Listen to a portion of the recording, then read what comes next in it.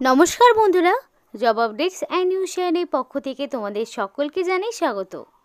তো আজকে আমি কথা বলবো তোমাদের টিচার পোস্টে নিযুক্ত হওয়ার জন্য একটি নতুন নোটিফিকেশন, যেখানে তোমাদের বলে রাখি যারা দীর্ঘদিন ধরে শিক্ষাগত পেশার সাথে যুক্ত হওয়ার জন্য অপেক্ষা করছিলে, তো তাদের জন্য একটা গ্রেট অপরচুনিটি, যেখানে একটা ভালো বেতনে নিয়োগ করানো হচ্ছে। মিনিমাম তোমাদের 35,000 থেকে শুরু করে 50,000 পর্যন্ত স্যালারি স্ট্রাকচার হতে পারে, অর্থাৎ খুব ভালো মানের কিন্তু বেতন রয়েছে। এবং আরেকটি প্লাস পয়েন্ট হলো, এখানে অ্যাপ্লিকেশান করতে কাউকে কোনো রকমের ফিস দিতে হবে না, সম্পূর্ণ বিনামূল্যেই সেটা ছেলে হোক কিংবা মেয়ে, তারা প্রত্যেকেই আবেদন করতে পারবে। এবং রাজ্যের সমস্ত জেলা থেকেই প্রার্থীরা অ্যাপ্লিকেশান করতে পারবে, মানে পশ্চিমবঙ্গের 23 জেলার যে কোনো প্রান্ত থেকেই অ্যাপ্লিকেশান সাবমিট করতে পারবে। এবং অ্যাপ্লিকেশান তোমাকে করতে হবে অফলাইন অ্যাপ্লিকেশান, এবং সেই বিষয়েও বিস্তারিত A to Z দেখিয়ে দেবো, মানে অ্যাপ্লাই প্রসেসটিও তোমাদের সাথে শেয়ার করব, যে কিভাবে অ্যাপ্লিকেশান ফর্মটি তুমি পূরণ করবে, সমস্তটা শেয়ার করব ভিডিওর মাধ্যমে। আর যাদের মিনিমাম 18 বছর হয়ে গিয়েছে তারা অবশ্যই সম্পূর্ণ ভিডিওটি দেখো, তাহলেই বুঝতে পারবে ইনফরমেশনটি প্রত্যেকের জন্য কতটা গুরুত্বপূর্ণ। তো ডিটেলস বলার আগে প্রত্যেকের কাছে আমি একটাই রিকোয়েস্ট জানাবো, যে যারা এখনও আমাদের এই চ্যানেলটিকে সাবস্ক্রাইব করোনি, তারা ঝটপট চ্যানেলটিকে সাবস্ক্রাইব করে পাশে থাকা বেল আইকনটি ক্লিক করে দাও, যাতে করে পরবর্তী সমস্ত ইনফরমেশান পেয়ে যেতে পারো। তো চলো বন্ধুরা, দেরি না করে এবার অফিসিয়াল নোটিশ নিয়ে বিস্তারিত আলোচনা তোমাদের সাথে শুরু করব। তো বন্ধুরা দেখো, এখানে অ্যাপ্লিকেশান করতে হলে তোমাদের অ্যাপ্লিকেশান মানে নোটিফিকেশান বেরিয়েছে 2 তারিখে, অর্থাৎ তোমাদের 2 মার্চে নোটিফিকেশান আউট হয়েছে, এবং সেদিন থেকে অ্যাপ্লিকেশান জমা নেওয়া অলরেডি শুরু হয়ে গেছে, বেশ কিছুদিন অলরেডি চলে গেছে। আর এখানে অ্যাপ্লিকেশান করতে গেলে তো অফলাইন অ্যাপ্লিকেশান করতে হচ্ছে, তো তার জন্য একটা অ্যাপ্লিকেশান ফর্ম পূরণ করতে হবে। আর সেই অ্যাপ্লিকেশান ফর্মের সাথে বিভিন্ন রকম ফটোকপিসগুলো অবশ্যই সেলফ অ্যাটাস্টেড করিয়ে দিতে হবে। তো সেলফ অ্যাটাস্টেড কী কী ডকুমেন্টস দিতে হচ্ছে দেখে নাও। তো মাধ্যমিক পাশের যে অ্যাডমিট কার্ড দিতে হবে, সমস্ত রকম রিলিভেন্ট মার্কশিট এবং সার্টিফিকেটের ফটোকপি দিতে হবে। আধার কার্ড যেমন চাওয়া হয়েছে তেমনই ভোটার কার্ড চাওয়া হয়েছে, ভোটার আইডি, আধার কার্ড দুটোই দিতে হচ্ছে। এবার যদি কাস্ট সার্টিফিকেট থাকে, যদি থাকে তাহলে সেই কাস্ট সার্টিফিকেট, যারা ইউআর তাদের তো সার্টিফিকেট দেওয়ার প্রয়োজন নেই, তারা দেবে না।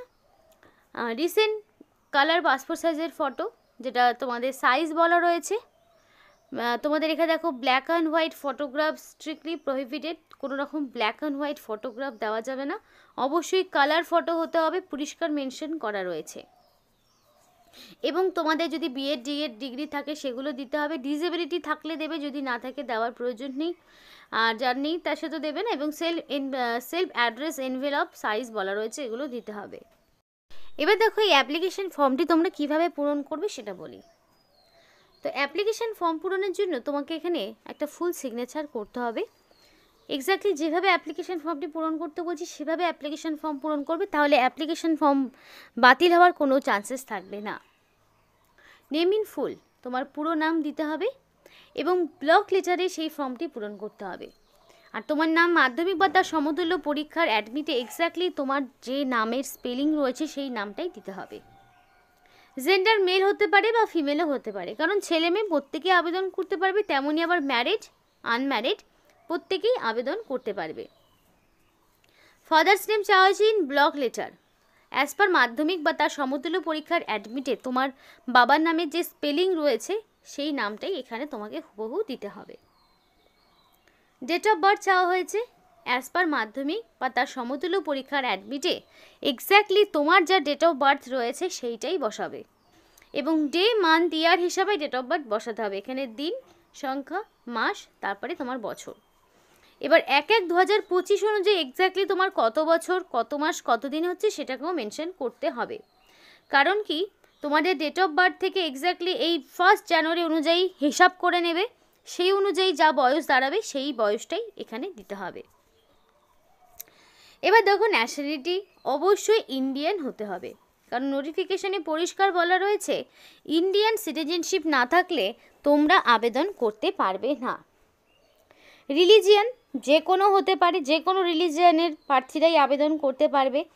কাস্ট যদি এসসি থাকে তাহলে দেবে, সাবকাস্ট যদি কিছু থাকে দেবে, যদি না থাকে দেওয়ার প্রয়োজন নেই।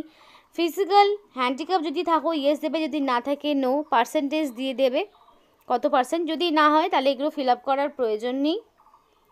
এবার অ্যাড্রেস ফর কমিউনিকেশান, তোমাদের হাউস নাম্বার, স্ট্রিট নেম। এবার হাউস নাম্বার অনেকেরই থাকে না, আবার অনেকেই চাইলে তোমরা পৌরসভা বা পঞ্চায়েত এলাকা থেকে সেটা কিন্তু কালেক্ট করতে পারো, না দিলেও কোনো সমস্যা নেই, জায়গার নাম দিয়ে দেবে। সেক্ষেত্রে স্ট্রিটের নাম, তোমাদের ভিলেজের নাম বা টাউনের নাম, এখানে পঞ্চায়েত বলো পৌরসভা বলো যে কোনো লোকেশন থেকেই আবেদন করতে পারবে।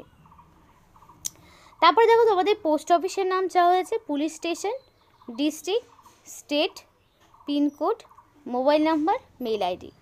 এবার একটি বিষয় বলে রাখি, অ্যাপ্লিকেশন করার সময় অবশ্যই ভ্যালিড ফোন নাম্বার এবং মেল আইডি দিয়ে অ্যাপ্লিকেশন করবে, যাতে করে সিলেকশন প্রসেসের অল ইনফরমেশান তুমি তোমার ফোন নাম্বার এবং মেল আইডির মাধ্যমে পেয়ে যেতে পারো। দেন এডুকেশনাল কোয়ালিফিকেশান, মাধ্যমিকের কথা বলা হয়েছে। মিনিমাম মাধ্যমিক থেকে শুরু হচ্ছে এখানে।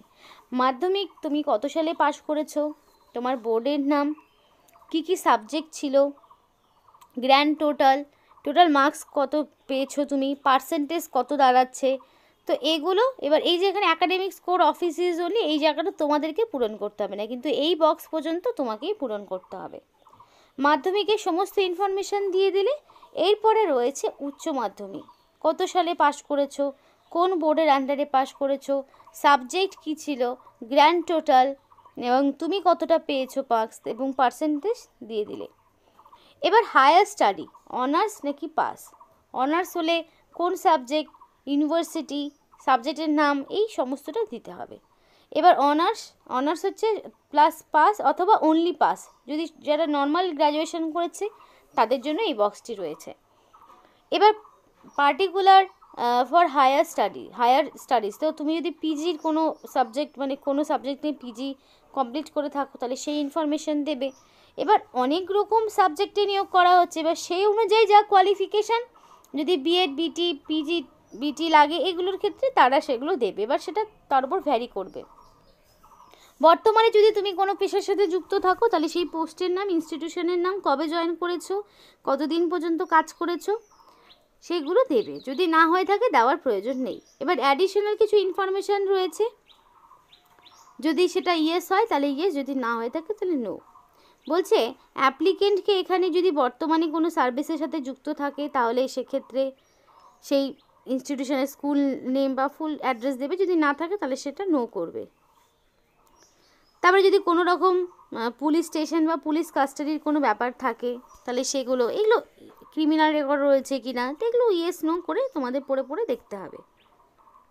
তো সমস্তটা করার পরে লাস্টের দিকে দেখো রয়েছে প্লেস এবং ডেট দিয়ে তোমার নিজের জায়গা এবং ডেটটার জায়গায় ডেট দিয়ে দিবে, আর এখানে ফুল সিগনেচার করবে। আর অবশ্যই রানিং হ্যান্ডরাইটিংয়ে ফুল সিগনেচার করবে, যাতে করে সিলেকশন প্রসেসের অল ইনফরমেশান তোমাদের সঠিকভাবে তোমরা ফোন নাম্বার এবং মেল আইডিতে পেয়ে যেতে পারো।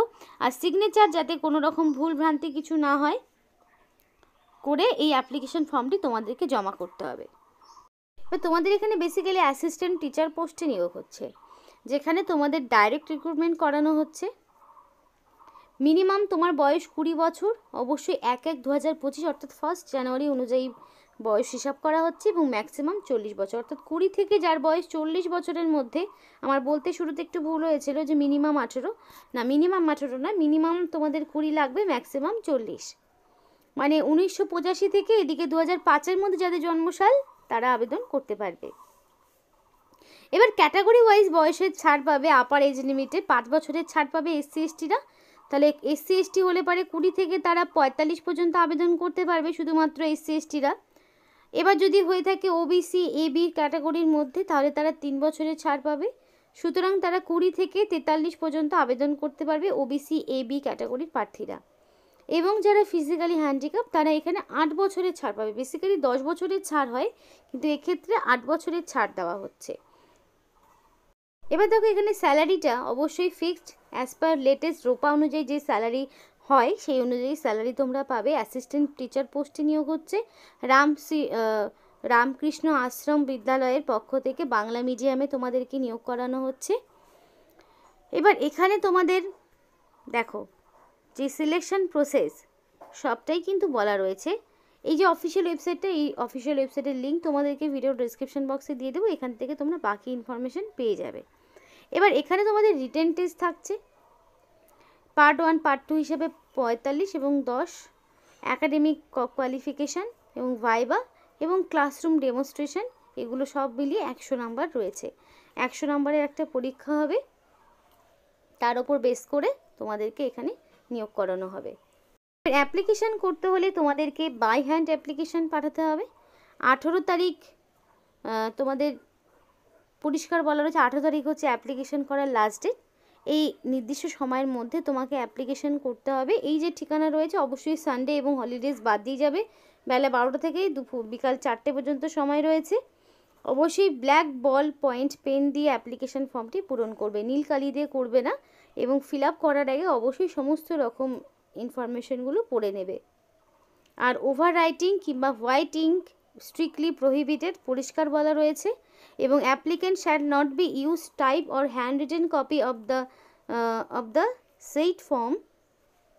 তো তোমাদের এখানে সমস্ত রকম বলা রয়েছে যে কী কী থাকলে তোমাদের অ্যাপ্লিকেশন ক্যান্সেল হয়ে যাবে। এবার পরীক্ষার যে অ্যাডমিট কার্ড সেটা পরবর্তীতে বাই পোস্টে পাঠানো হবে।